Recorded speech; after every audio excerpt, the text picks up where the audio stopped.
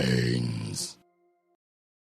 Hey everyone, this is Kingfish Commander here, reporting over from the Heroes headquarters to let you all know we have a bunch of new decks ready to be used. So the last video came out around the time the new update came out, and as such we made a bunch of new decks, and I know I'm a bit late in the video, but now we're ready to show them to the public.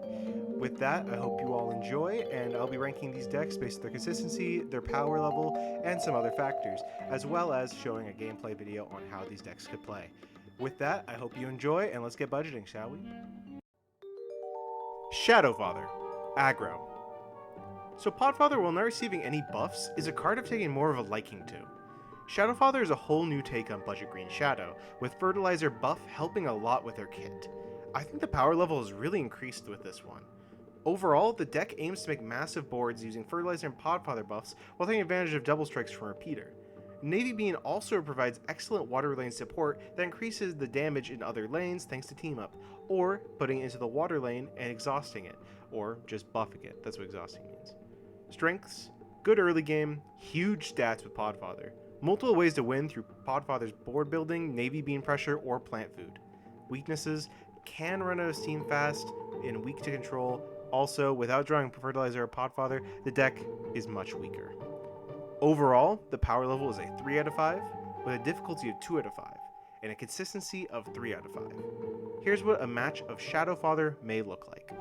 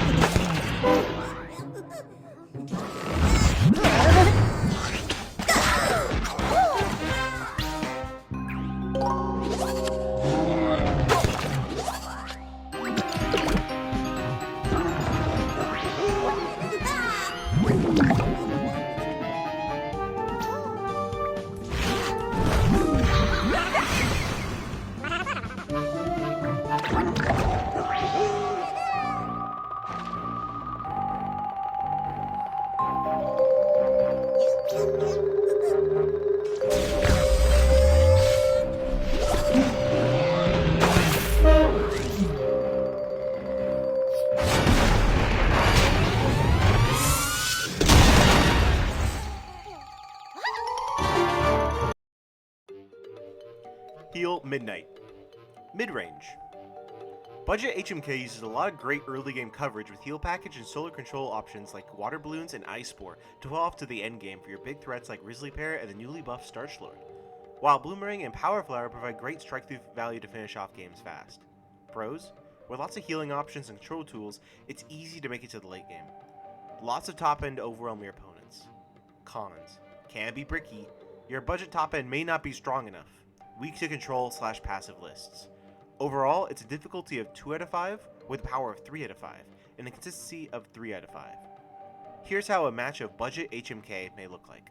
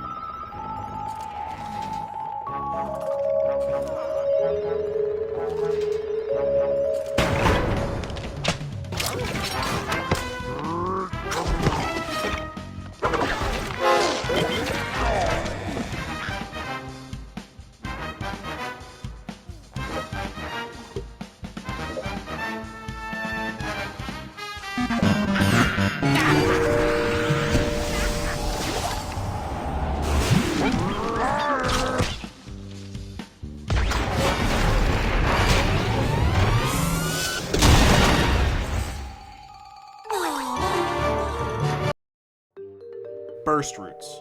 Burst. Thanks to the update, Spudow's got new tools to help with his deck gameplay in Citron and Steel Magnolia. With these tools, you can take the highly explosive gameplay of Kabloom and the defensive playstyle of Guardian to make a deck that goes from nothing to huge in one turn. You're given the option to go either full turn 1 aggro with this, or take the ability to take things more slowly thanks to Steel Magnolia, Spudow, and Starch Lord, with being great value plays that'll help buff cards and also give you more card advantage. With Mushrooms, you also get a big board and big stats right away thanks to things like Buff Shroom and Shroom for 2. Finish games off with well-timed Crow Magnolia and Grizzly Pear for high damage. Pros. Deck can go slow or fast depending on the matchup. Great high damage potential, and good sustain through Photo and Starch Lord. Cons. Very reliant on combo pieces, as Crow Magnolia is your main way of winning here. Overall, the deck's difficulty is a 3 out of 5, a power of 3 out of 5, and a consistency of 3 out of 5. Here's how a game of Burst Roots may look like.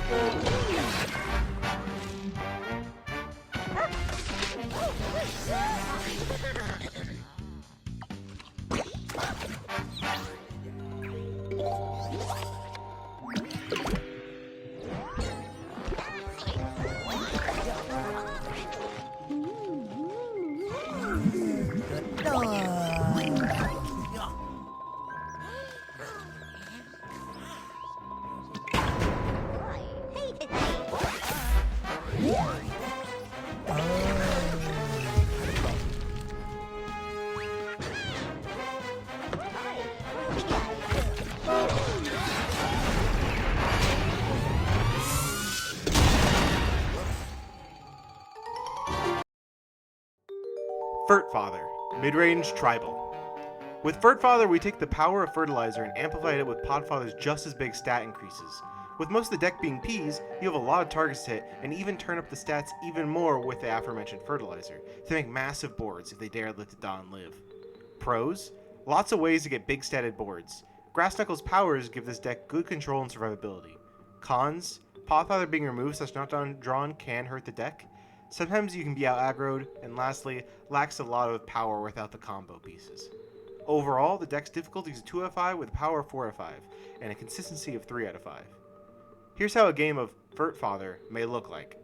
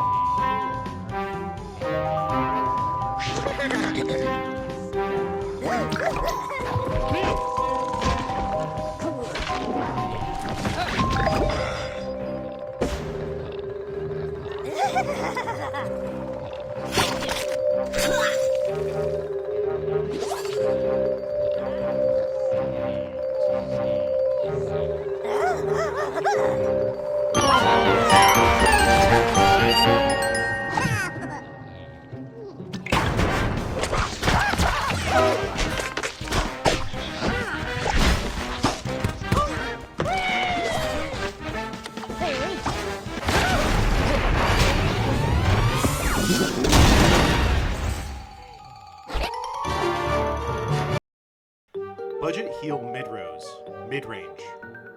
Just like the maxed HMR/heal mid-rose list, you have very strong early, mid, and late game, and is the true definition of mid-range.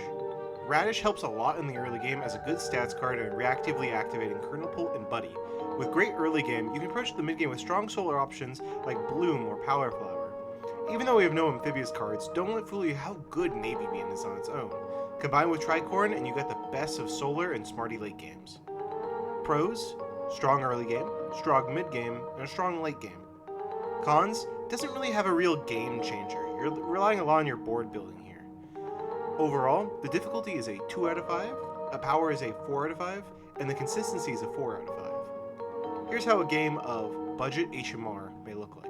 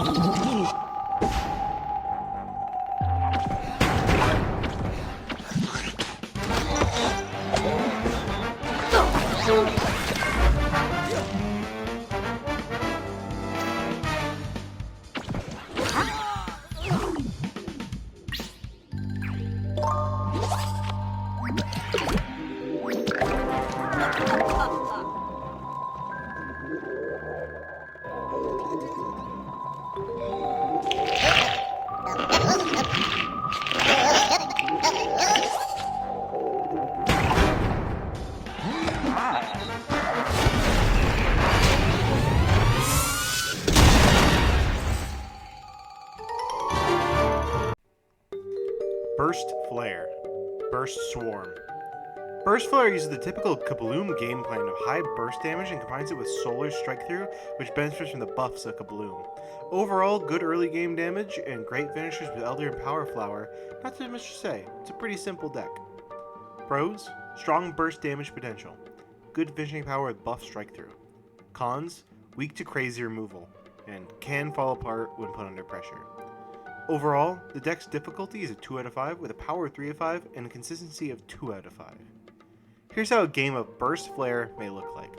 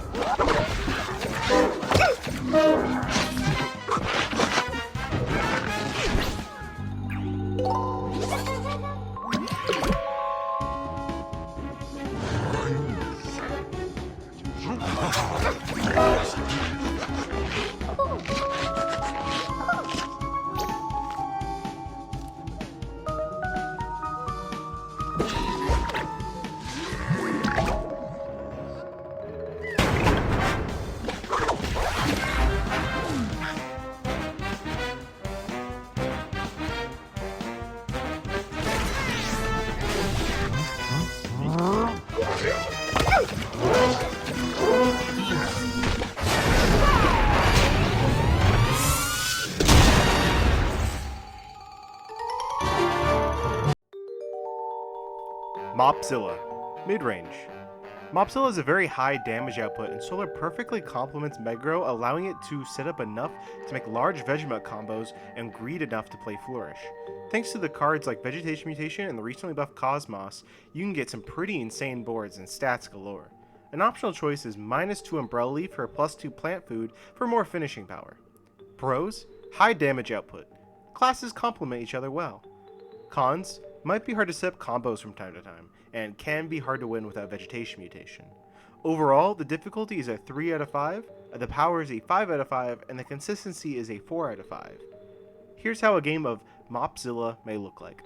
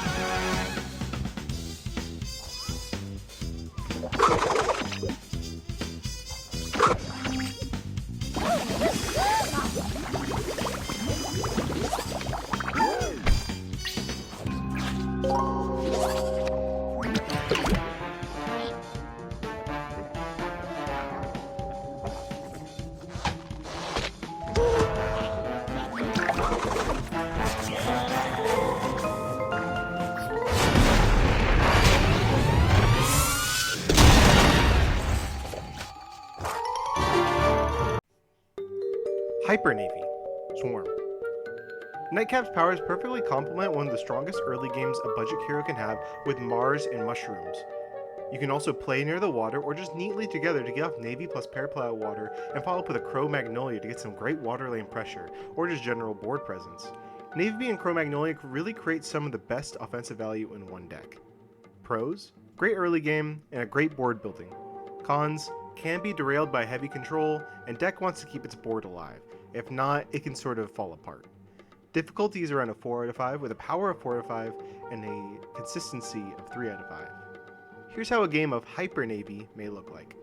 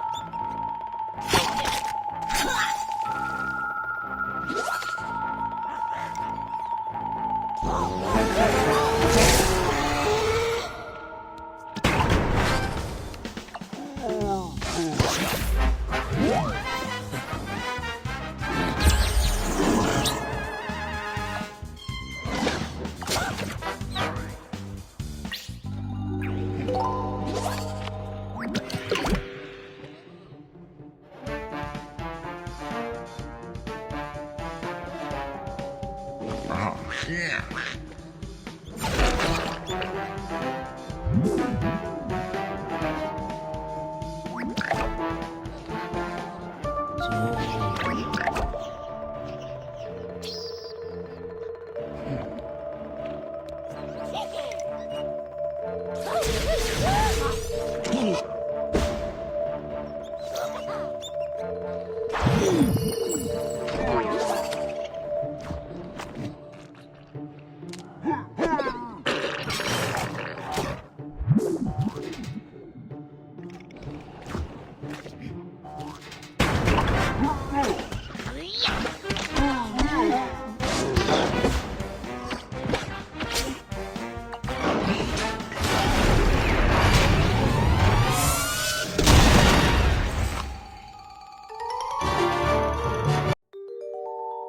Budget Moss Combo. Combo Midrange.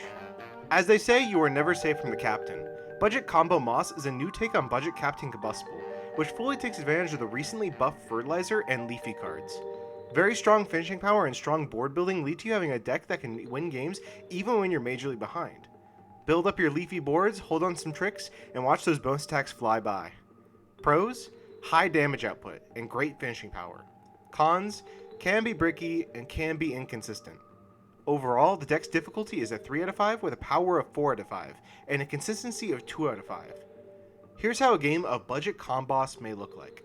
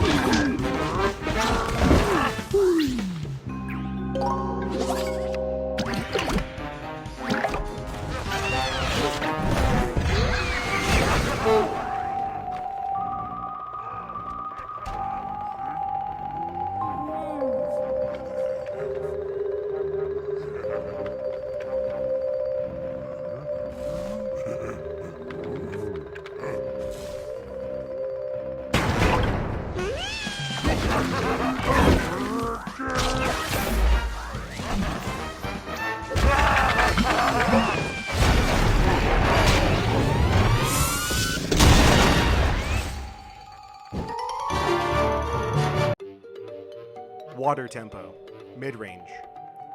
Citron received a lot of buffs when it comes to Guardian buffs in the recent update. Steel Magnolia helps in Citron's small board building and helps immensely when setting up things like Sea Shroom Parapal in the water for Navy Beam. Starstroid randomly also gets out of control, and what you're left with is a pretty decent list that builds boards fast and keeps them. Pros: it's consistent. and strong powers complement the faster pace of aggro. Cons: lower power ceiling, weak to most controls, and struggles to finish games on occasion. Overall, the difficulty is 2 out of 5 and a power of 2 out of 5, with a consistency of 4 out of 5.